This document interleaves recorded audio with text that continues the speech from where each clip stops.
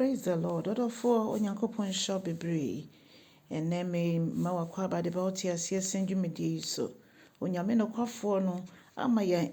asem asese yegina so ne be hu wo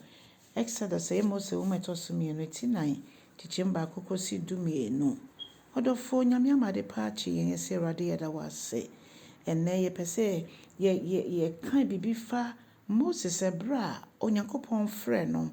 na osuma no. Mose ni onyankopon ejiya no bebre se na no nte ye ontimi nya hwe nyankopon yi nsenkyereni bi kyerɛ no ka kyerɛ no se wokɔ sa niemen na wo bɛyɛ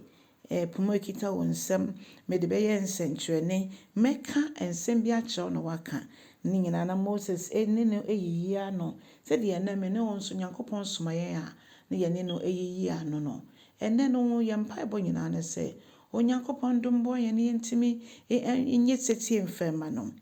eye ya kodu se du bebi na nyankopon kora ne bu ye fu Moses na nso na twa ne twa so soma no eno nti ofre ne nua Aaron eka ho bi na osoma wo mo ne nyankopon kan ye nyina be mu pepepe odofo edie na nya kwan be na nyankopon eguso de frɛ ye odi obi ato wakoma so nyame wa frɛ yen de dwumedie bi ahyɛ yen sa ene ye ni se ye ntimi nyɛ so nyame asoma yen ene yada ne ye chi odofo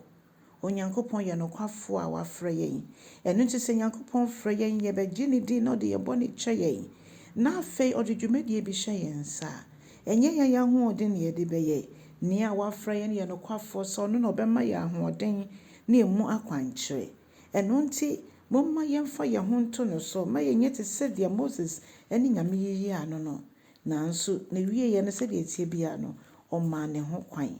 emo nyankopon fa ne so de gi akra sabre na Israel ma atena nkwasom akyɛ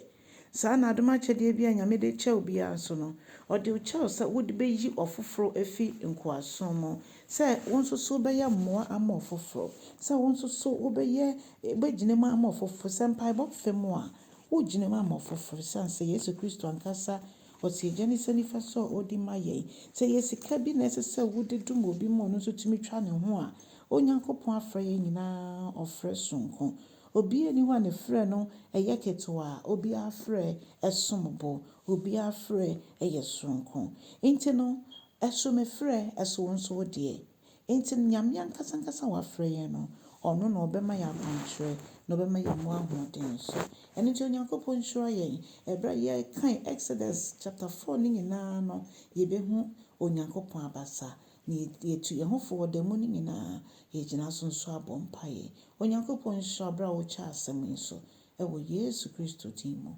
amen and amen.